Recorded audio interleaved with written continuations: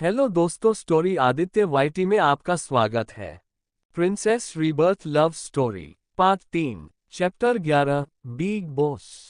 वो आज सुबह से एक बार भी उसके करीब नहीं आया था और ना ही उसने उसे किस की थी, और शौर्य उसको इस वजह से अब बुरा लग रहा था। मिलकर उन्हें इतना सा ही तो वक्त हुआ था, बट इतने से वक्त में ही उसे उससे काफी लगाव हो गया था और वो उसके बिना रह नहीं पा रही थी। शौर्य की आंखें भर के आ गई। हे बच्चा, माय बेबी कप, क्या हुआ मेरे प्रिंसेस को? क्या कहीं दर्द हो रहा है?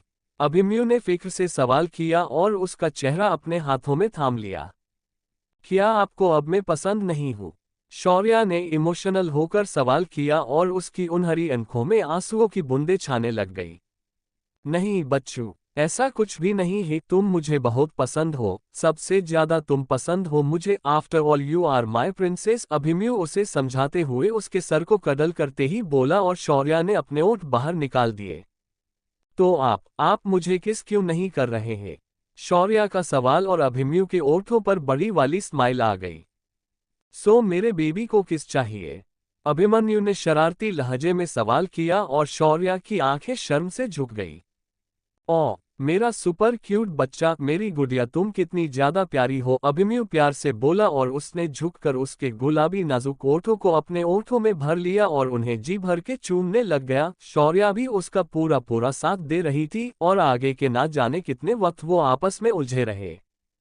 तकरीबन आधे घंटे तक अभिमन्यु उसके ओठों के साथ खेल रहा था और जब उसे लगा कि शौर्या ठीक से सांस नहीं ले पा रही है तो वो उससे दूर हो गया। उसने अपना चेहरा शौर्या के गर्दन में छिपा दिया और धीरे धीरे कर एक वहां वेट किस करने लग गया। शौर्या मचल रही थी उसके हर एक छुवन से, बट ये भी सच था कि उसकी ये छुवन उसे बहुत ही अच्छा एहसास दिलवा रही थी। थोड़े से प्यार के लिए किसी के आगे अगर प्यार का समंदर होगा तो जाहिर सी बात है उस प्यार में वो भीग ही जाएगा ना। उसी तरह से शौर्या के लिए अभिमन्यु का प्यार उस गहरे संदर की तरह था जो उसे बहुत बहुत सुकून दिला रहा था और वो उससे दूर नहीं होना चाहती थी। ना जाने आगे के कितने देर अभिमन्यु उसे चूमता रहा, उसे प्यार करता रहा, लेकिन उनकी मर्यादा उन्होंने अभी तक नहीं लांघी। काफी देर बाद एक दूसरों के बाहों में भरकर वो नींद के आगिद में चले गए। अभिमन्यु गहरी नींद में था, लेकिन शौर्या थोड़ी देर बाद ही उठ गई। एक तो उसे सोने की इतनी आदत नहीं थी, बट दवाई और ड्रग्स के नशे की वजह से उसकी काफी नींद हो गई थी, सो उसे नींद भी नहीं आ रही थी। क्या करूं मैं? शौर्या ने खुद से ही दिल सवाल किया। इस तरह फरीक बैठना उसकी किस्मत में ही नहीं था। हर वक्त वो कुछ ना कुछ करते ही रहती थी। उसके मेडिसिन, उसके एक्सपेरिमेंट्स या फिर नए शिप्स डिजाइन करना, इन सब में ही वक्त कैसे बीतता था उसे पता नहीं चलता था। और अब उसके पास कुछ भी नहीं था। उसकी नजरें अभिमन्यु के सीने पर गई जिस पर सर रखकर वो अब तक सो रही थी। उसने चेहरा उठाकर उसे देखा और उसे यूं सोता हुआ देखकर बस कुछ देर तक डकैती ही रह गई। चिका। शौर्या ने दिल उसकी बनाई हुई उस सिस्टम को आवाज दी और चिका तुरंत एक्टिव हो गई।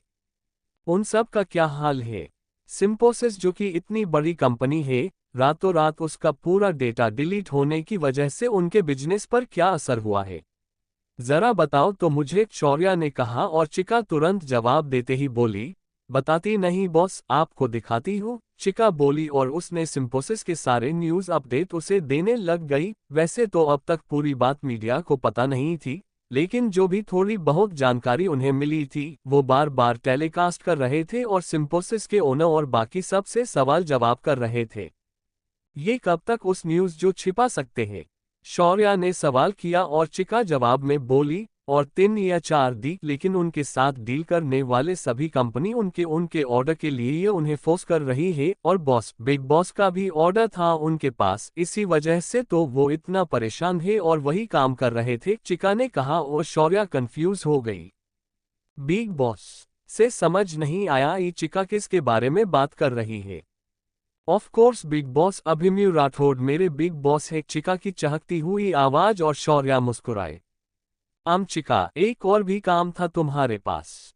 क्या तुम पता लगा सकती हो कि मेरे डैड कौन है? उस वक्त जो एक्सपेरिमेंट किया गया था उसमें से कई सारी औरतों को किडनैप करके या फिर खरीद कर लाया गया था। मेरी मॉम भी उन्हीं में से एक थी, बट मेरे डैड वो तो कहीं ना कहीं होंगे ही ना। और इस शौर्य के पेरेंट्स वो भी तो कौन है पता नहीं है हमें। तुम एक काम कर सकती हो, क्या हम दोनों के पेरेंट्स को ढूंढ सकती हो?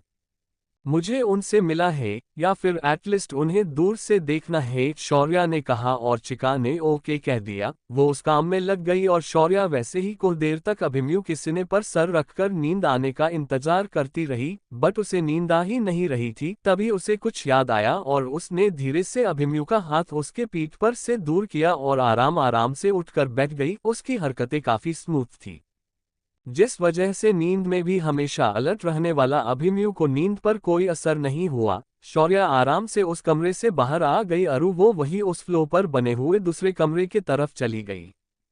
काफी बड़ा और खूबसूरत रूम था वो, जिसे देखकर शौर्या मुस्कुराई और उसकी नजरें सामने रखे हुए चीज पर गई, जिसे देखकर उसने आंखों में चमक आ गई। आज फंक्शन में जाना है, वैसे तो जाना कैंसिल ही हुआ था, बट फिर शाम ने उनका कॉल आ गया और जाना पड़ रहा है, इसीलिए छोटे छोटे पार्ट ही दिए हैं, कल सुबह पक बड़ा वाला पार्ट दूंगी। Chapter 12 piano. चिका, एक और भी काम था तुम्हारे पास। क्या तुम पता लगा सकती हो कि मेरे डैड कौन है? उस वक्त जो एक्सपेरिमेंट किया गया था उसमें से कई सारी औरतों को किडनैप करके या फिर खरीद कर लाया गया था। मेरी मॉम भी उन्हीं में से एक थी, बट मेरे डैड वो तो कहीं ना कहीं होंगे ही ना। और इस शौर्य के पेरेंट्स वो भी तो कौन है पता नहीं है हमें। तुम एक काम कर सकती हो, क्या हम दोनों के पेरेंट्स को ढूंढ सकती हो? मुझे उनसे मिला है, या फिर एटलीस्ट उन्हें दूर से देखना है, शौर्या ने कहा और चिका ने ओके कह दिया। वो उस काम में लग गई और शौर्या वैसे ही कुछ देर तक अभिमन्यु के सीने पर सर रखकर नींद आने का इंतजार करती रही, बट उसे नींद आ ही नहीं रही थी। तभी उसे कुछ याद आया और उसने धीरे से अभिमन्यु का हाथ उसके पीठ पर से दूर किया और आराम आराम से उठकर बैठ गई। उसकी हरकतें काफी स्मूथ थी, जिस वजह से नींद में भी हमेशा अलर्ट रहने वाला अभिमन्यु को नींद पर कोई असर नहीं हुआ। शौर्या आराम से उस कमरे से बाहर आ गई और वो वही उस फ्लोर पर बने हुए दूसरे कमरे की तरफ चली गई। काफी बड़ा और खूबसूरत रूम था वो, जिसे देखकर शौर्या मुस्कुराई और उसकी नजरें सामने रखे हुए चीज पर गई, जिसे देखकर उसने आंखों में चमक आ गई। उसके सामने एक बड़ा ही खूबसूरत पियानो था और उस खूबसूरत पियानो को देखकर शौर्या बहुत ही खुश हो गई। वैसे म्यूजिक और उसका रिश्ता कुछ गहरा नहीं था, बट वो जिनके लिए काम किया करती थी उनमें से एक साइंटिस्ट जो कि सिम्फोसिस के बिग शॉट में से एक थे, उन्हें म्यूजिक काफी पसंद था और उन्होंने ही शौर्या को कुछ म्यूजिक पे सुनाए थे और उसे अपना नया अच्छा म्यूजिक क्रिएट करने के लिए कहा था। एंड हर काम में एक्सपर्ट रहने वाले उसने वो किया भी था। एक बहुत अच्छी पियोनिस्ट थी। वो आगे आए और उसने उस पियानो को अपने हाथों से छू लिया। एक अजीब सी खुशी महसूस हुई उसे उस पियानो को छूते ही। वो उसके सामने रखे हुए स्टूल पर बैठ गई और अपनी आंखें बंद करके अपनी उंगलियां उस पर चलाने लग गई। पहले काफी सिंपल नोट्स चलाए उसने उस पर और फिर धीरे धीरे करके उसने अपने नए नोट्स प्ले करने लग गई। वो धुन जो वो बजा रही थी वो उसके जिंदगी से रिलेटेड थी। शुरुआत में थोड़ी सी खुशी भरी, क्योंकि इतनी दिनों के बाद जो उसे पियानो बजने मिल रहा था, और फिर वो धुन दुख भरी बजने लग गई। जो दुख, जो अकेलापन उसने तने सालों में जिया था, उसकी धुन में भी वो समझ आ रहा था। और फिर उसका रिबर्थ, उसे जुई खुशी, अभिमन्यु का प्यार और सबसे बेहतर उसकी आज़ादी, ये खुशी भरे भाव उसके धुन में आ गए और वो धन कमाल बेमिसाल बन गई। शौर्या आंखें बंद करके वो धुन बजा रही थी, तभी उसके सामने एक शख्स का चेहरा आया। वो शख्स कोई और नहीं बल्कि सौरभ पाटिल थे, इस शौर्या के बाबा, और उनके साथ की शौर्या की कुछ मीठी मीठी यादें उसके जहां में आ रही थी। बाबा, मुझे भी इसे बजाना है। आप कितने औसम हो, मेरे बाबा बेस्ट है। बाबा आप मुझे सिखाओ, मुझे भी आपकी तरह पेंटिंग करनी सीखनी है और मैं भी आपकी तरह एक आर्किटेक्ट बनूंगी। बाबा आपकी मेडिसिन कड़वी होती है मेरे प्यारे बाबा। और भी ना जाने क्या क्या लफ्ज उसे सुनाई दे रही थे और उसके ओठों पर स्माइल आ रही थी। एक पिता का प्यार क्या होता है ये उसे पता नहीं था, लेकिन इन यादों में सहारे वो उस प्यार को महसूस कर पा रही थी और उसे उतनी ही खुशी हो रही थी। उसे इस तरह खुश देखकर कोई और भी था जो कादो खुश हो रहा था। ऑफ कोर्स वो अभिमन्यु राठौड़ था। शौर्या के कमरे के बाहर जाने के कुछ मिनट्स बाद ही उसकी नींद खुल गई। उसका एहसास ना पाकर नींद में भी वो बेचैन हो गया और उसकी नींद खुल गई। प्रिंसेस, कहाँ हो तुम? अभिमन्यु परेशान हो गया और उसने जल्दी से बाथरूम के तरफ जाकर उसे आवाज लगाई। बट वॉशरूम का दरवाजा खुल गया और श्रेया को वह ना देखकर अभिमन्यु काफी डर गया। वो जल्दी से कमरे के बाहर आया और उसके कानों पर पियानो की धुन सुनाई दी। अभिमन्यु तुरंत वहां गया और श्रेया बजा रही धुन को बिना कोई आवाज करे सुनने लग गया। उसके उस धुन में छिपी हुई खुशी, फिर उदासी, अकेलापन और फिर से खुशी सब कुछ महसूस कर सकता था। वो श्रेया को इतने अच्छे से पियानो बजाता हुआ देखकर वो पहले तो बहुत हैरान हो गया, लेकिन फिर उसकी हैरानी कम भी हो गई। सौरभ अग्निहोत्री वाकई में एक बहुत अच्छे पर्सनैलिटी के मालिक थे और वो बहुत काबिल भी थे। एक बहुत ही अच्छे आर्किटेक्ट होने के साथ साथ वो उतनी ही अच्छे पेंटर थे और साथ ही में एक म्यूजिक लवर भी। उनकी मॉम एक म्यूजिशियन थी, सो उनके अंदर ट्रेन होकर उन्होंने उनके ज़माने में म्यूजिक में भी काफ़ी अवार्ड जीते थे। और फिर उन डैड जो एक आयुर्वेद एक्सपर्ट थे, सो उनके साथ उन्हें मेडिसिन की भी अच्छी जानकारी थी। लेकिन अपने दोनों पेरेंट्स के दबाव के चलते उन्होंने अपनी फील्ड ही बदल दी। उनकी मॉम चाहती थी कि वो म्यूजिक में करियर करे, तो उनके डैड चाहते थे वो उन्हीं की तरह एक काबिल डॉक्टर बने। और फिर क्या उन दोनों के झगड़े से तंग आकर उन्होंने आर्किटेक्चर फील्ड चुन ली। श्रेया को उन्होंने ही संभाला था और वो 24 घंटे उनके साथ ही रहती थी। सो इसमें कोई शक की बात नहीं थी कि उन्होंने ये सारी चीजें उसे ना सिखाए हो, उन्होंने काफी ट्रेन किया था उससे। हाँ, उनके जाने के बाद उसे सब चीजों की प्रैक्टिस का मौका नहीं मिला, लेकिन उसने अब जिस श्रेया की सोल थी वो तो हर एक चीज में एक्सपर्ट थी। फिर वो कसी पियानो बजा नहीं सकती थी। आखिरी नोट लेते हुए श्रेया पियानो बजाना बंद कर दिया और अभिमन्यु का दिल खुशी से भर उठा। तभी उसका फोन बजा और उसने उसके असिस्टेंट लियो का मैसेज देखा तो उसके चेहरे पर के भाव गंभीर हो गए। चैप्टर 13। तो क्या तुम मुझे छोड़कर चली जाऊंगी? सौरभ अग्निहोत्री वाकई में एक बहुत अच्छे पर्सनैलिटी के मालिक थे और वो बहुत काबिल भी थे। एक बहुत ही अच्छे आर्किटेक्ट होने के साथ साथ वो उतनी ही अच्छे पेंटर थे और साथ ही में एक म्यूजिक लवर भी। उनकी मॉम एक म्यूजिशियन थी, सो उनके अंदर ट्रेन होकर उन्होंने उनके ज़माने में म्यूजिक में भी काफ़ी अवार्ड जीते थे। और फिर उन डैड जो एक आयुर्वेद एक्सपर्ट थे, सो उनके साथ उन्हें मेडिसिन की भी अच्छी जानकारी थी। लेकिन अपने दोनों पेरेंट्स के दबाव के चलते उन्होंने अपनी फील्ड ही बदल दी। उनकी मॉम चाहती थी कि वो म्यूजिक में करियर करे, तो उनके डैड चाहते थे वो उन्हीं की तरह एक काबिल डॉक्टर बने। और फिर क्या उन दोनों के झगड़े से तंग आकर उन्होंने आर्किटेक्चर फील्ड चुन ली। श्रेया को उन्होंने ही संभाला था और वो 24 घंटे उनके साथ ही रहती थी। सो इसमें कोई शक की बात नहीं थी कि उन्होंने ये सारी चीजें उसे ना सिखाए हो, उन्होंने काफी ट्रेन किया था उससे। हाँ, उनके जाने के बाद उसे सब चीजों की प्रैक्टिस का मौका नहीं मिला, लेकिन उसने अब जिस श्रेया की सोल थी वो तो हर एक चीज में एक्सपर्ट थी। फिर वो कसी पियानो बजा नहीं सकती थी। आखिरी नोट लेते हुए श्रेया पियानो बजाना बंद कर दिया और अभिमन्यु का दिल खुशी से भर उठा। तभी उसका फोन बजा और उसने उसके असिस्टेंट लियो का मैसेज देखा तो उसके चेहरे पर के भाव गंभीर हो गए। अभिमन्यु ने तुरंत अपने एक्सप्रेशन को चेंज कर दिया और अंदर की तरफ बढ़ा। श्रेया का ध्यान भी उसके कदमों के आते हुए आवाज से उसकी तरफ गया और वो खुशी से मुस्कुराई, लेकिन अगले ही पल उसकी समी कम हो गई। क्या मैंने आपके नींद को डिस्टर्ब कर दिया अभिमन्यु? श्रेया ने जरा हिचकिचाते हुए गिल्ट के साथ ही सवाल किया और अभिमन्यु मुस्कुराया। बिल्कुल भी नहीं, और हाँ, मुझे अफसोस होता अगर मैं सोया हुआ होता तो। आफ्टर ऑल इतना अच्छा म्यूजिक पे सुनने का मौका मुझे दोबारा थोड़ी ही मिलता, अभिमन्यु ने अंदर आते ही कहा और श्रेया उसे देखकर मुस्कुराए।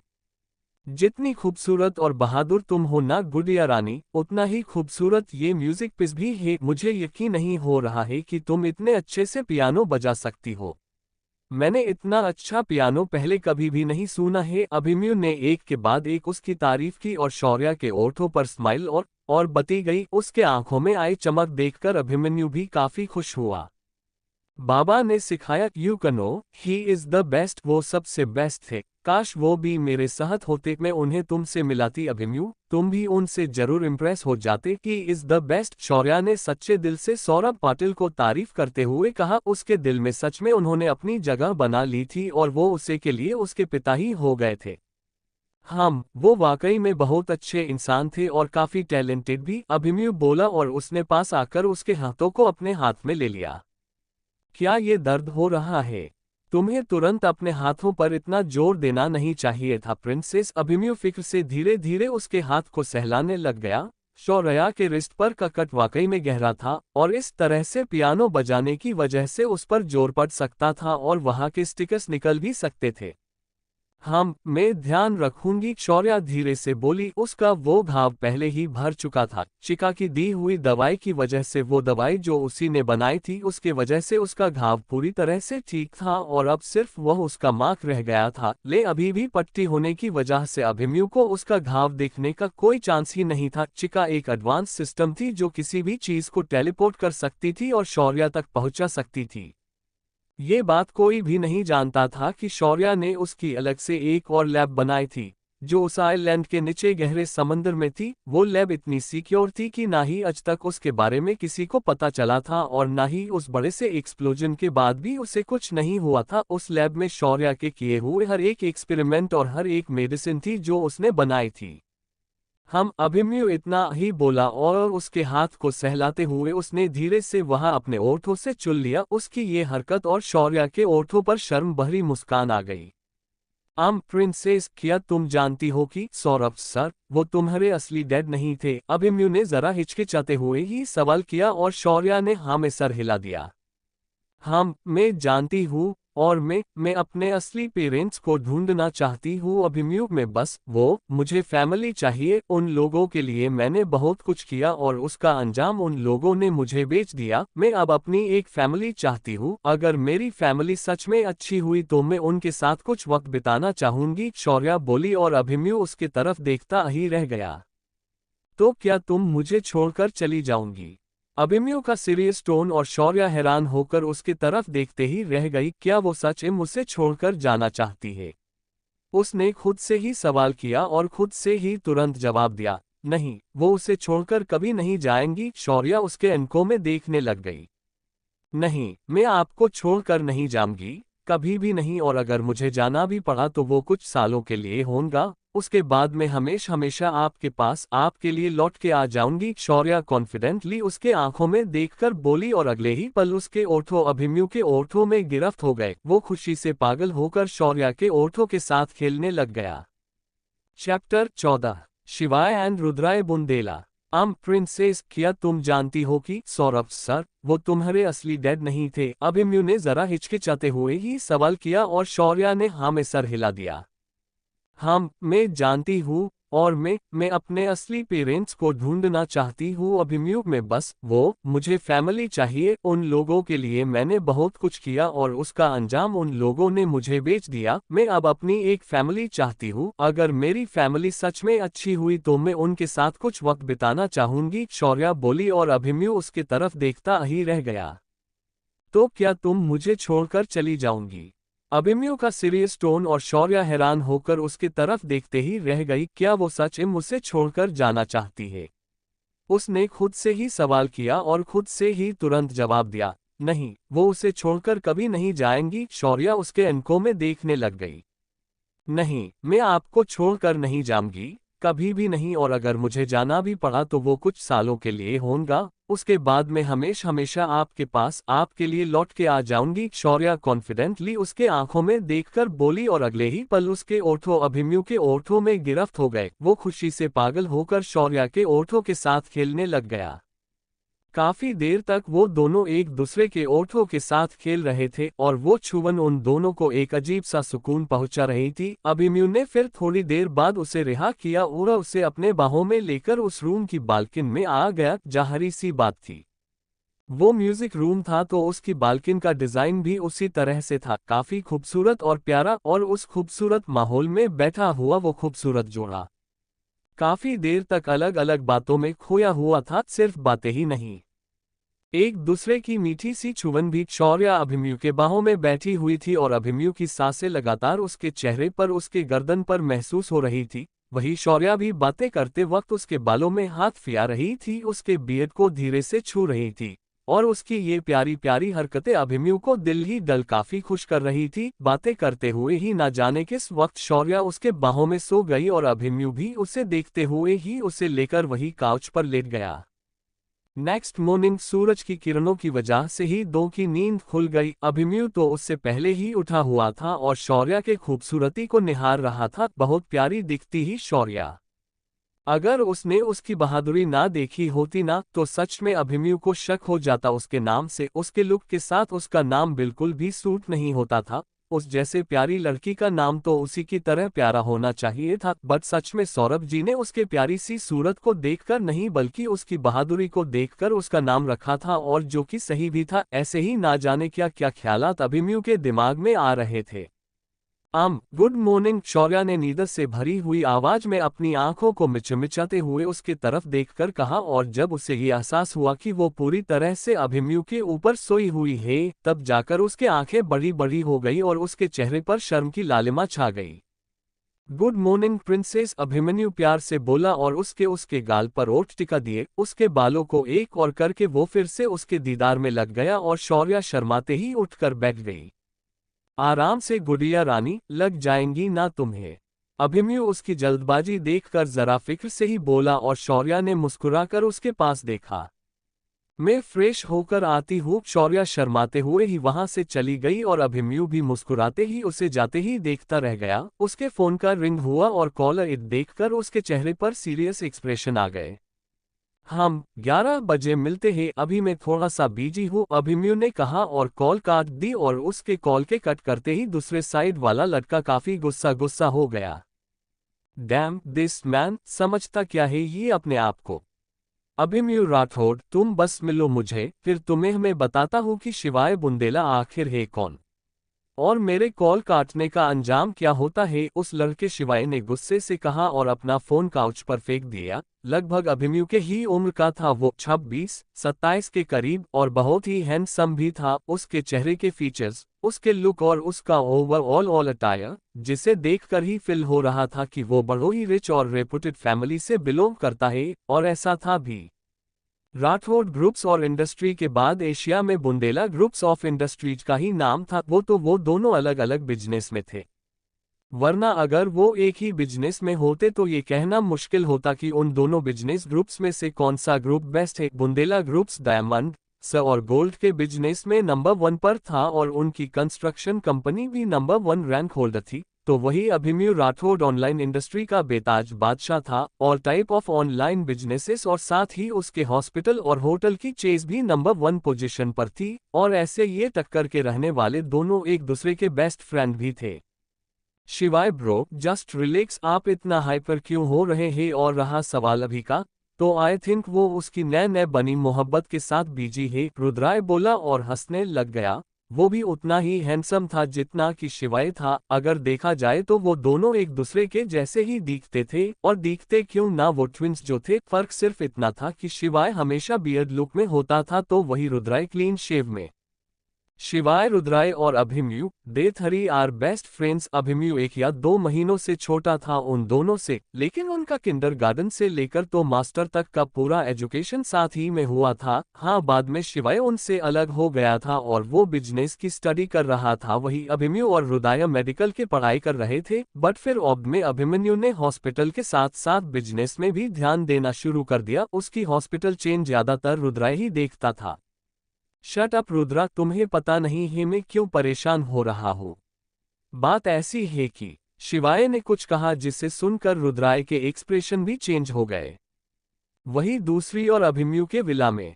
हम टेक दिस, ये तुम्हें पसंद आएगा। अभिमन्यु एक के बाद एक डिश शौर्या को सर्व कर रहा था और उसे खाने के लिए बोल रहा था। आज भी टेबल अलग अलग डिशेस से भरा हुआ था। अभिमन्यु ने शौर्या के लिए काफी कुछ बनवाया था, और स्पेशली उसके पसंद का मीठा भी।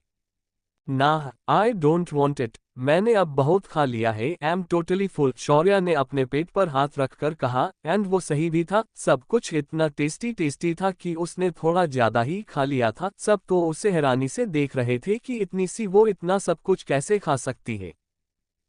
तो चलो हम एक छोटी सी वॉक पर चलते हैं, तुम बेहतर फील करोगी, अभिमन्यु ने मुस्कुराकर कहा। शौर्या के एक्सप्रेशन देखकर उसके ओठों पर एक बड़ी ही प्यारी स्माइल आ गई थी। यप, शौर्या को भी वो बेहतर लगा और विला के गार्डन में ही वो वॉक पर गए। अभिमन्यु ने फिर उसे उसकी मेडिसिन दी और उसके साथ थोड़ा सा वक्त स्पेंड किया। Princess, there is a emergency, मैं कुछ ही देर में लगभग 1 या 2 घंटों में आ जाऊंगा, तब तक तुम यहाँ आराम करना, ओके? या फिर तुम जो चाहे वो कर सकती हो। मैं जाकर आ जाऊं ना? अभिमन्यु ने फिक्र से कहा और शौर्या ने स्माइल करते हुए हाँ में सर हिला दिया। इट्स ओके मन, आप जाओ, मैं अपना ध्यान रख लूंगी। शौर्या को अंदाजा था कि उसके पास काम का कितना प्रेशर होगा। चिका की दी हुई इंफॉर्मेशन के बाद वो जानती थी कि उसका अभिमन्यु एशिया ना नंबर 1 बिजनेस में है और साथ ही में वोर्दल के टॉप रिच इंसानों में से एक है। उस पर काम का कितना प्रेशर होगा इस बात का अंदाजा था उसे। अपना ध्यान रखना बेबी, मैं बस जल्दी वापस आ जाऊंगा और हाँ, लिली और आंटी सारिका तुम्हारा ध्यान रखने के लिए यहाँ है, ओके। अभिमन्यु को काफी फिक्र थी उससे, लेकिन उसका जाना भी जरूरी था, सो वो उसे सी ऑफ करके वह चला गया। उसके जाने के बाद ही आंटी सारिका और लिली अंदर आ गए। शौर्या ने उनसे कुछ देर बातें की और फिर उन्हें बाहर जाने के लिए बोल दिया। चिका, एक्टिवेट आर रोबोट्स, मुझे पाने लिए कुछ मेडिसिन चाहिए। शौर्या ने चिका से कांटेक्ट कर दिया। ओके, बट कौन सी मेडिसिन बॉस? हमारे पास आपके बनाए हुए सभी मेडिसिन है, लेकिन उनकी क्वांटिटी बहुत ही कम है, सिर्फ 2 या 3 पिल्स है उन हर एक मेडिसिन की, चिका ने जवाब देकर कहा और शौर्या चिढ़कर देखने लग गई। मुझे पता है चिका, मैंने ही वो मेडिसिन वहां रखी हुई थी और फिलहाल मुझे उन 1-2 मेडिसिन से ही कम चलाना होगा, क्योंकि उस आइलैंड के साथ साथ वो हर्ब्स गार्डन भी तबाह हो गया होगा और हमारे पास कोई भी हर्ब्स अब बचे नहीं होंगे। चिका, हमें वो जड़ी बूटियां कहाँ मिल सकती है? शौर्या ने उससे सवाल किया। बॉस, हर्ब मार्केट में आपको मेडिसिन मिल जाएंगी, बट उसके लिए पैसों की जरूरत होगी। आपको कौन सी पिल्स बनानी है, आप मुझे नाम बताएं, ये मैं उनकी प्राइस चेक करके आपको बताती हूँ। चिका के सावला पर शौर्या ने उसे मेडिसिन और उन हर्ब्स के बारे में बताया। ये मेडिसिन क्यों? चिका का सवाल और शौर्या बोली, मुझे अपनी स्ट्रेंथ बानी है, नो डाउट कि मैं अभी भी अपनी फाइटिंग स्किल्स नहीं भूली हूँ, बट ये बॉडी उस हिसाब से काफी वीक है और जिस स्ट्रेंथ की मुझे जरूरत है वो मेरी बने हुई एनर्जी पिल्स खाकर ही मुझे मिलेंगी और साथ ही ने मुझे कुछ ब्यूटी पिल्स भी चाहिए। शौर्या ने उसके हाथों के तरफ देखकर कहा। नो डाउट कि वो बहुत खूबसूरत थी, लेकिन गौर से देखने पर उसकी स्किन थोड़ी सी डैमेज हुई दिखती थी और शौर्या लप अभिमन्यु के लिए बहुत ही अच्छा दिखना था। हम आपको खुद पर ध्यान देना ही होगा, वैसे भी यहाँ खूबसूरती को कुछ ज्यादा ही इम्पोर्टेंस दी जाती है, जो जितना खूबसूरत होता है उसकी उतनी ही तारीफ होती है, चिका ने कहा और टेलीपोर्ट करके उसके लिए एक एनर्जी पिल और दूसरी ब्यूटी पिल दे दी। एनर्जी पिल वो हमेशा उनकी एनर्जी बाने के लिए लेते ही थे, लेकिन ब्यूटी पिल्स की जरूरत उस शौर्या को कभी नहीं गिरी थी। ब्यूटी पिल्स का इन्वेंशन तो उसने उनके सीनियर्स के वाइफ और दूसरे गर्ल्स के लिए किया था, बट अब शौर्या को भी वो पिल लेनी थी और उसकी खूबसूरती को निखारना था। आगे का काफी वक्त वो और चिका उन्हें हर्ब्स कहाँ से मिलने गए इसी में गम हो गए और सब कुछ तय होने के बाद उनकी नजर उस टायर हुए अकड़े पर गई जो लाखों के घर में था। बॉस, इतने पैसे कहाँ से आएंगे? आपके पास तो एक पैसा नहीं है, फिर अब आप क्या करेगी? चिका का सवाल और शौर्या भी कुछ सोच में गिर गई। वही दूसरी और अभिमन्यु जल्दी ही बुंदेला ग्रुप्स के हेड ऑफिस पहुंचा और जैसे ही वो अंदर गया वहां इतने सब को देखकर उसके माथे पर शिकंज छा गई। उसकी नजरें शिवाय पर गई जो उसे गुस्से से घूर रहा था और वही रुद्राय का भी सेम रिएक्शन। कहाँ से अरेंज करेगी शौर्या पैसे? और आखिर कौन है ये शिवाय और रुद्राय बुंदेला? और क्यों गुस्सा है वो अभिमन्यु से? साथ ही में उनके साथ के और दूसरे लीग कौन थे? चैप्टर 15, शौर्या हमारी बेटी है, हम आपको खुद पर ध्यान देना ही होगा, वैसे भी यहाँ खूबसूरती को कुछ ज्यादा ही इम्पोर्टेंस दी जाती है, जो जितना खूबसूरत होता है उसकी उतनी ही तारीफ और उतनी ही वैल्यू होती है, चिका ने कहा और टेलीपोर्ट करके उसके लिए एक एनर्जी पिल और दूसरी ब्यूटी पिल दे दी। एनर्जी पिल वो हमेशा उनकी एनर्जी बाने के लिए लेते ही थे, लेकिन ब्यूटी पिल्स की जरूरत उस शौर्या को कभी नहीं गिरी थी। ब्यूटी पिल्स का इन्वेंशन तो उसने उनके सीनियर्स के वाइफ और दूसरे गर्ल्स के लिए किया था, बट अब शौर्या को भी वो पिल लेनी थी और उसकी खूबसूरती को निखारना था। आगे का काफी वक्त वो और चिका उन्हें हर्ब्स कहाँ से मिलेंगे इसी में गुम हो गए और सब कुछ तय होने के बाद उनकी नजर उस रेडी हुए अकड़े पर गई जो लाखों के घर में था। बॉस, इतने पैसे कहाँ से आएंगे? आपके पास तो एक पैसा नहीं है, फिर अब आप क्या करेगी? चिका का सवाल और शौर्या भी कुछ सोच में गिर गई। वही दूसरी और अभिमन्यु जल्दी ही बुंदेला ग्रुप्स के हेड ऑफिस पहुंचा और जैसे ही वो अंदर गया वहां इतने सब को देखकर उसके माथे पर शिकंज छा गई। उसकी नजरें शिवाय पर गई जो उसे गुस्से से घूर रहा था और वही रुद्राय का भी सेम रिएक्शन थी। अभिमन्यु, वो पेंडेंट तुम्हें कहाँ से मिला? शिवाय जरा गुस्से से ही बोला, कब से कॉल कर रहा था वो उसने उससे रात को ही कॉल किया था और लियो और मयंक दोनों को भी उससे कांटेक्ट करने बोला था, लेकिन उसके बावजूद भी अभिमन्यु ना तो उन्हें कांटेक्ट किया और ना ही अब सुबह जल्दी आया।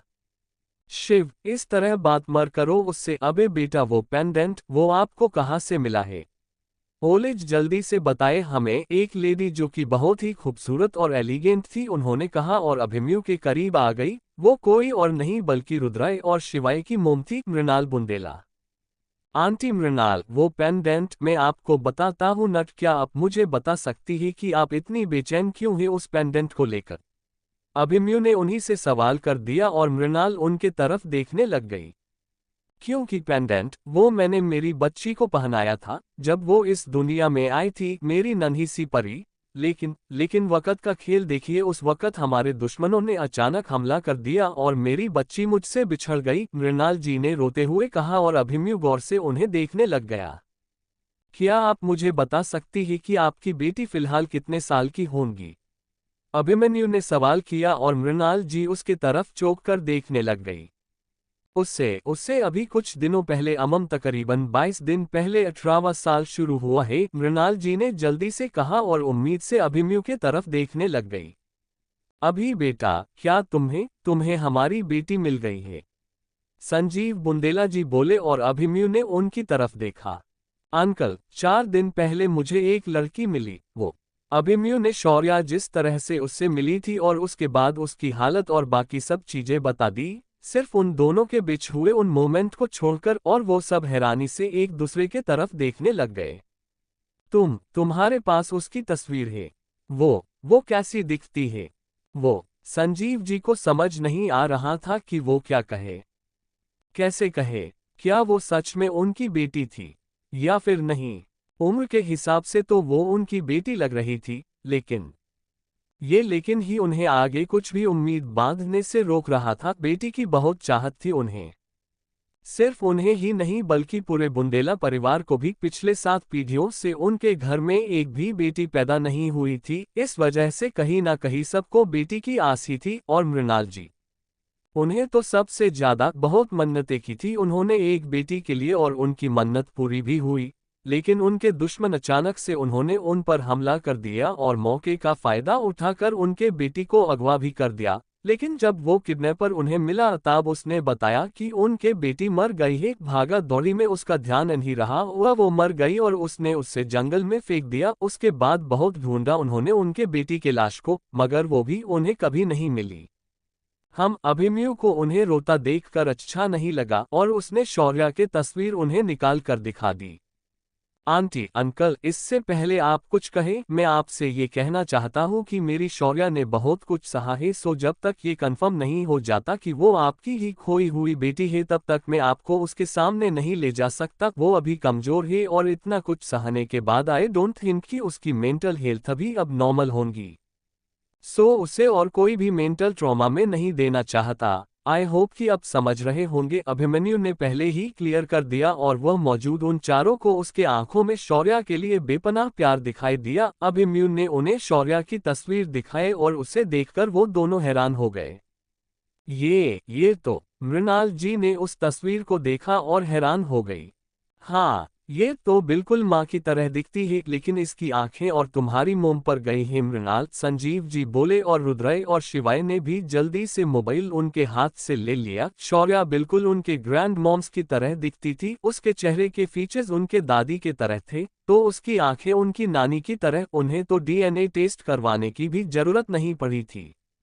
वो हमारी बेटी है अभिमन्यु, शौर्या हमारी बेटी है, मृणाल जी खुश होकर बोली और संजीव जी के गले लग गई।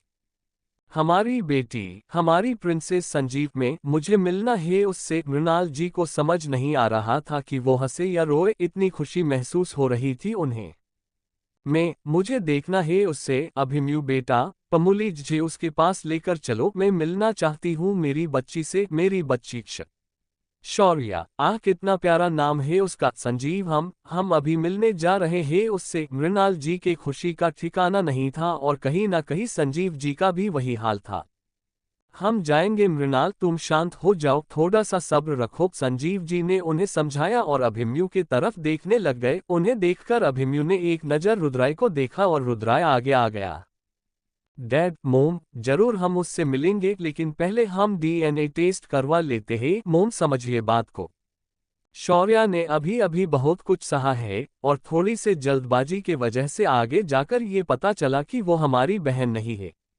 उस पर क्या बीतेंगी मोम, इसीलिए पहले सब कुछ कंफर्म करना बहुत जरूरी है। रुद्राय ने उन्हें समझते हुए कहा और शिवाय ने भी उसकी बात का समर्थन किया। उनकी बहन जिंदा है, ये बात सुनकर वो दोनों भी बहुत खुश हुए थे और उससे ज्यादा खुश वो शौर्या को देखकर हुए थे। कितनी प्यारी दिख रही थी वो उस तस्वीर में। स्माइल करते ही लिया हुआ उसका एक कैंडिड पिक था वो, जो अभिमन्यु ने उन्हें दिखाया था, जिसे देखकर उन्हें सच में लगा कि काश ये उनकी बहन ही हो।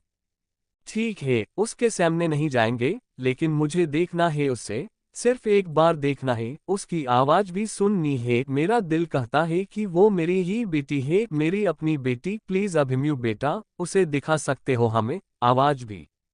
मृणाल जी के इमोशन पर उनका काबू ही नहीं था। वो लगातार रोए जा रही थी और शौर्या को देखने की जिद कर रही थी। मैं आपको उसे दिखता हूँ, वो मेरे साथ ही मेरे विला में ही है, सुख में, अभिमन्यु ने कहा और जी को कॉल कर दिया। प्रिंसेस कहाँ है, उसने सवाल किया और जूली की बात सुनकर उसने गार्डन के साइड जो कैमरा था उसकी लाइव फुटेज उसके मोबाइल पर शुरू कर दी। शौर्या गार्डन में बहती हुई थी और उसके सामने लगे हुए उन फ्लावर्स को देख रही थी। काफी सारे वैरायटी के फ्लावर्स थे वहां और वो फ्लावर्स काफी खूबसूरत भी थे। उन्हें देखते हुए शौर्या किसी गहरे सोच में डूबी हुई थी। सिंपल से व्हाइट कलर की ड्रेस पहनी हुई थी उसने और उसके वो खूबसूरत लंबे बाल खुले ही थे, जो मध्यम चलती हवा के वजह से हल्के हल्के लहरा रहे थे। बड़ी ही प्यारी लग रही थी वो, मासूम सी गुड़िया की तरह। मेरी बच्ची, मृणाल जी ने फोन की स्क्रीन पर अपनी उंगलियां फेर दी और टकटकी लगाए हुए उसे देखने लग गई। चैप्टर 16, दी पजेसिव ब्रदर्स। डैड, मोम, जरूर हम उससे मिलेंगे, लेकिन पहले हम डीएनए टेस्ट करवा लेते हैं। मोम समझिए बात को। शौर्या ने अभी अभी बहुत कुछ सहा है और थोड़ी से जल्दबाजी के वजह से आगे जाकर ये पता चला कि वो हमारी बहन नहीं है। उस पर क्या बीतेंगी मोम, इसीलिए पहले सब कुछ कंफर्म करना बहुत जरूरी है। रुद्राय ने उन्हें समझते हुए कहा और शिवाय ने भी उसकी बात का समर्थन किया। उनकी बहन जिंदा है, ये बात सुनकर वो दोनों भी बहुत खुश हुए थे और उससे ज्यादा खुश वो शौर्या को देखकर हुए थे। कितनी प्यारी दिख रही थी वो उस तस्वीर में। स्माइल करते ही लिया हुआ उसका एक कैंडिड पिक था वो, जो अभिमन्यु ने उन्हें दिखाया था, जिसे देखकर उन्हें सच में लगा कि काश ये उनकी बहन ही हो। ठीक है, उसके सामने नहीं जाएंगे, लेकिन मुझे देखना है उसे, सिर्फ एक बार देखना है। उसकी आवाज भी सुननी है। मेरा दिल कहता है कि वो मेरी ही बेटी है, मेरी अपनी बेटी। प्लीज अभिमन्यु बेटा, उसे दिखा सकते हो हमें, आवाज भी। मृणाल जी के इमोशन पर उनका काबू ही नहीं था। वो लगातार रोए जा रही थी और शौर्या को देखने की जिद कर रही थी। मैं आपको उसे दिखता हूँ, वो मेरे साथ ही मेरे विला में ही है, सुख में, अभिमन्यु ने कहा और जी को कॉल कर दिया।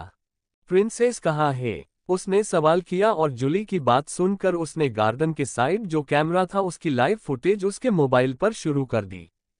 शौर्या गार्डन में बैठी हुई थी और उसके सामने लगे हुए उन फ्लावर्स को देख रही थी। काफी सारे वैरायटी के फ्लावर्स थे वहां और वो फ्लावर्स काफी खूबसूरत भी थे। उन्हें देखते हुए शौर्या किसी गहरे सोच में डूबी हुई थी। सिंपल से व्हाइट कलर की ड्रेस पहनी हुई थी उसने और उसके वो खूबसूरत लंबे बाल खुले ही थे, जो मध्यम चलती हवा के वजह से हल्के हल्के लहरा रहे थे। बड़ी ही प्यारी लग रही थी वो, मासूम सी गुड़िया की तरह। मेरी बच्ची, मृणाल जी ने फोन की स्क्रीन पर अपनी उंगलियां फेर दी और टकटकी लगाए हुए उसे देखने लग गई। देखना ना संजीव, हमारी बेटी कितनी प्यारी है, ये सच में माँ की तरह ही दिखती है और उसकी आंखों वो भी माँ की तरह ही है। मृणाल जी खुशी खुशी संजीव जी को उसे दिखने लग गई और शौर्या को देखकर उनके आंखों में भी आंसू आ गए। मिस शौर्या, आपके जूस का वक्त हो गया है। जूली उसके पास जूस रखा हुआ ट्रे लेकर आ गई और साथ ही में उसने खाने के लिए कुछ पेस्ट्री और कुकीज भी लाए थे।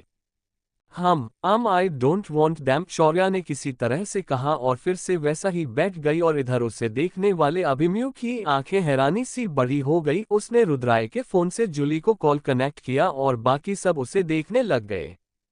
जूली आस्क हर कि उसे कहीं तकलीफ हो रही है क्या? She is in pen damn it, तुम्हें दिखाई नहीं दे रहा है क्या? अभिमन्यु की सख्त गुस्से से भरी हुई इम्पेशेंट आवाज और जूली के माथे पर पसीने की बूंदें छाने लग गई। मिस, आप ठीक है? मैं डॉक्टर को कॉल करूं? जूली काफी डर गई थी और वो डरते हुए ही उससे सवाल करने लग गई। उसकी बात सुनकर शौर्या ने उसके तरफ देखा और ना में सर हिला दिया। उसके पास बात करने की भी एनर्जी नहीं थी। उसे फिर एक बार ड्रग्स की तलब महसूस हो गई थी और वो ना मिलने की वजह से या फिर पता नहीं किस और वजह से उसके पेट में भी काफी दर्द हो रहा था। मिस हम डॉक्टर के पास चलते हैं, आप पहले अंदर चलिए, जूली ने जल्दी जल्दी कहा और शौर्या ने उसे हाथ दिखाकर रोक दिया। Jully calm down and please मुझे थोड़ी देर शांत रहने दो। शौर्या अब की बार चिढ़ गई और उसने चिढ़ते हुए ही उससे कहा और फिर एक बार वो वैसे ही बैठ गई। उसने कसकर अपनी आंखें बंद की हुई थी और उसके दर्द को बर्दाश्त करने की कोशिश कर रही थी। ये दर्द और ये तलब उसे कंट्रोल करनी ही थी। अगर वो अपना कंट्रोल खो देती तो ड्रग्स की लत उससे छूटना लगभग नामुमकिन ही होता। सो उसने इसे सहना और इस दर्द को कंट्रोल करना ही ठीक समझा। Am living from here, Abhimanyu ने कहा और दौड़कर बाहर की तरफ चला गया। उसके पीछे पीछे शिवाय और रुद्राय भी भागने लग गए। शिव, तुम मोम डैड को लेकर आओ, मैं आगे जाता हूँ, शायद मैं प्रिंसेस की कुछ हेल्प कर पाऊँ, रुद्राय ने कहा और शिवाय ने उसकी बात मान ली। फिक्र उसे भी थी उसके बहन की, लेकिन उसके मोम डैड को भी संभालना जरूरी था और रुद्राय डॉक्टर भी था, तो वह उससे ज्यादा रुद्र की जरूरत थी। मोम डैड आप फिक्र मत करिए, हमारी प्रिंसेस को कुछ नहीं होगा, चलिए मैं आपको लेकर चलता हूँ वहाँ, शिव ने उन्हें समझाया और फिर वो मृणाल जी और संजीव जी को लेकर ही अभिमन्यु के विला के तरफ निकल पड़ा। कुछ ही देर में अभिमन्यु और उसके पीछे पीछे रुद्राय वहां पहुंच गए और अभिमन्यु ने विला के अंदर इंटर करते ही शौर्या कहा है ये पूछा। स्टाफ में से एक दो मेंबर ने ऊपर की तरफ इशारा किया और अभिमन्यु को समझ आ गया कि वो कहाँ होंगी। वो और उसके पीछे रुद्राय दोनों ऊपर के तरफ पहुंच गए और तकरीबन 2 मिनट के बाद ही शिवाय की कार भी वहां आ गई। मृणाल जी ने उसे इतना प्रेशराइज किया था कि उसे भी फुल स्पीड में कार चलानी ही पड़ी। शिवाय यहाँ पहले भी आया हुआ था, सो उसे इस विला के बारे में सब पता था और जब उसने भी स्टाफ से पूछा तो उन्होंने उसे भी ऊपर म्यूजिक रूम की तरफ इशारा कर दिया और वो भी उन दोनों को लेकर ऊपर पहुंच गया। जैसे जैसे उनके कदम म्यूजिक रूम की तरफ जा रहे थे वैसे वैसे उनके कानों पर पियानो की एक खूबसूरत धुन सुनाई दे रही थी। से सुनते ही वो उस कमरे के बाहर पहुंचे और उनकी नजरें अभिमन्यु और रुद्र पर गई जो वही दरवाजे में खड़े हुए अंदर कमरे में देख रहे थे।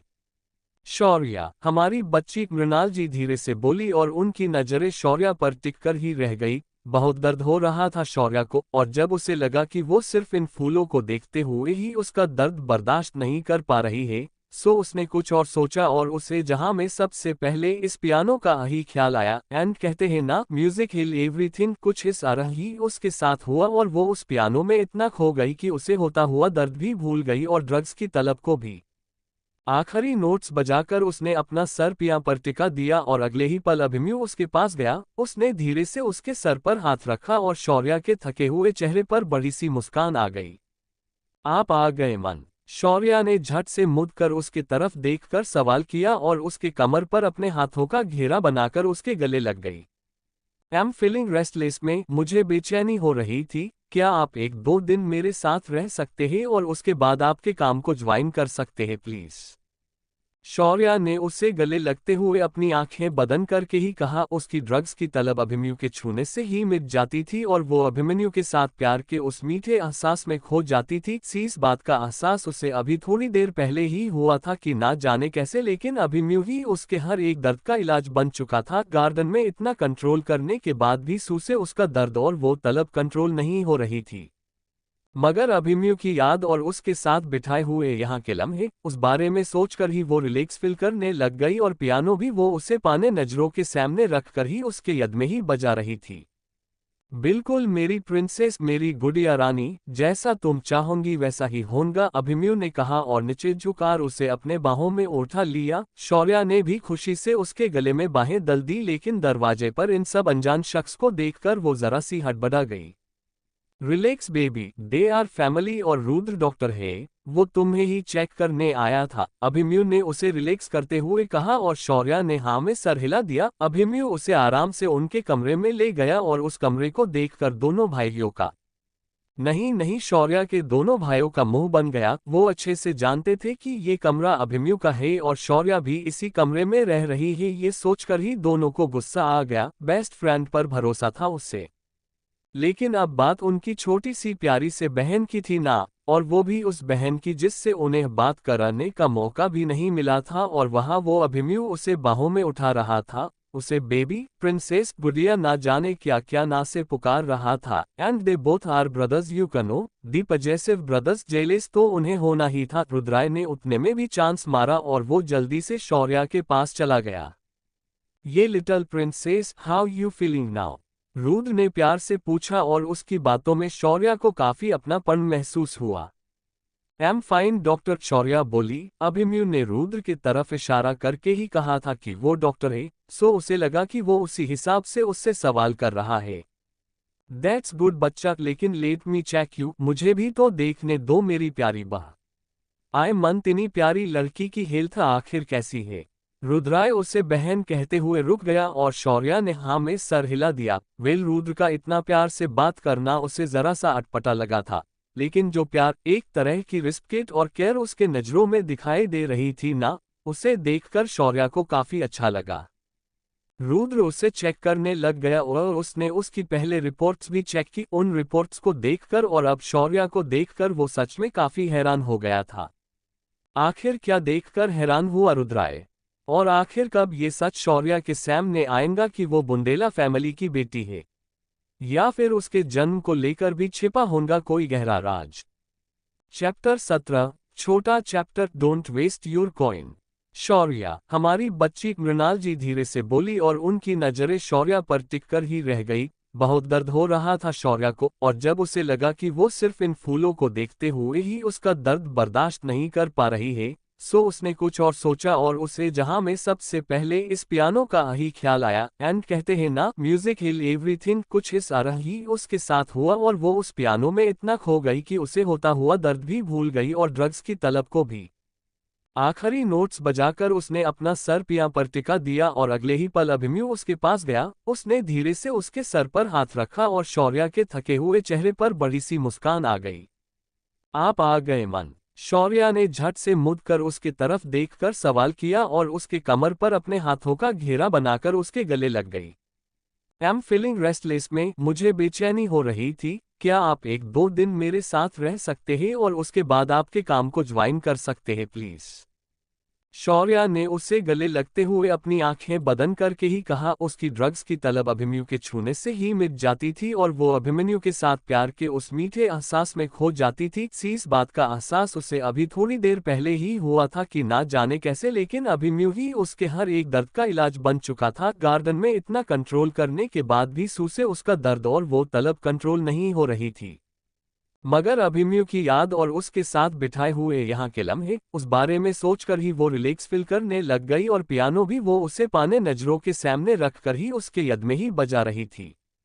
बिल्कुल मेरी प्रिंसेस, मेरी गुड़िया रानी, जैसा तुम चाहोगी वैसा ही होगा, अभिमन्यु ने कहा और नीचे झुककर उसे अपने बाहों में उठा लिया। शौर्या ने भी खुशी से उसके गले में बाहें दल दी, लेकिन दरवाजे पर इन सब अनजान शख्स को देखकर वो जरा सी हड़बड़ा गई। Relax baby, they are family और रुद्र डॉक्टर है, वो तुम्हें ही चेक करने आया था, अभिमन्यु ने उसे रिलैक्स करते हुए कहा और शौर्या ने हाँ में सर हिला दिया। अभिमन्यु उसे आराम से उनके कमरे में ले गया और उस कमरे को देखकर दोनों भाइयों का नहीं नहीं शौर्या के दोनों भाइयों का मुंह बन गया। वो अच्छे से जानते थे कि ये कमरा अभिमन्यु का है और शौर्या भी इसी कमरे में रह रही है। ये सोचकर ही दोनों को गुस्सा आ गया। बेस्ट फ्रेंड पर भरोसा था उससे, लेकिन अब बात उनकी छोटी सी प्यारी से बहन की थी ना, और वो भी उस बहन की जिससे उन्हें बात कराने का मौका भी नहीं मिला था। और वहां वो अभिमन्यु उसे बाहों में उठा रहा था, उसे बेबी प्रिंसेस गुडिया ना जाने क्या क्या ना से पुकार रहा था। And they both are brothers you know the possessive brothers jealous तो उन्हें होना ही था। रुद्राय ने उतने में भी चांस मारा और वो जल्दी से शौर्या के पास चला गया। Hey little princess how you feeling now, Rudra ने प्यार से पूछा और उसकी बातों में शौर्या को काफी अपनापन महसूस हुआ।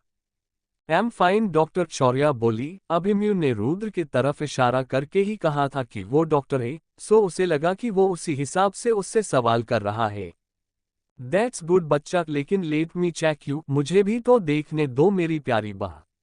आई मीन इतनी प्यारी लड़की की हेल्थ आखिर कैसी है। रुद्राय उसे बहन कहते हुए रुक गया और शौर्या ने हाँ में सर हिला दिया। वेल, रुद्र का इतना प्यार से बात करना उसे जरा सा अटपटा लगा था, लेकिन जो प्यार, एक तरह की रिस्पेक्ट और केयर उसके नजरों में दिखाई दे रही थी ना, उसे देखकर शौर्या को काफी अच्छा लगा। रुद्र उसे चेक करने लग गया और उसने उसकी पहले रिपोर्ट्स भी चेक की। उन रिपोर्ट्स को देखकर और अब शौर्या को देखकर वो सच में काफी हैरान हो गया था। तुम तो बहुत बहादुर हो शौर्या, बिल्कुल तुम्हारे नाम की तरह। तभी तो देखो ना, इतने हार्ड ड्रग्स के बावजूद भी तुम इतनी रिलैक्स हो और इतनी जल्दी तुमने अपने आप को शांत भी कर लिया। I am so proud of you and also I am very surprise, Rudra ने उसकी तारीफ करते हुए कहा और शौर्या धीरे से मुस्कुराए। थैंक्स डॉक्टर, शौर्या ने किसी तरह से कहा और रुद्र और बाकी सबके तरफ देखने लग गई। हम तुमसे कुछ कहना चाहते हैं शौर्या। अचतुली वो हम तुम्हारे पेरेंट्स हैं। तुम हमारी बेटी हो, मृणाल जी बोली। Thank you. आपको नोवेल कैसा लगा कमेंट में जरूर बताएं।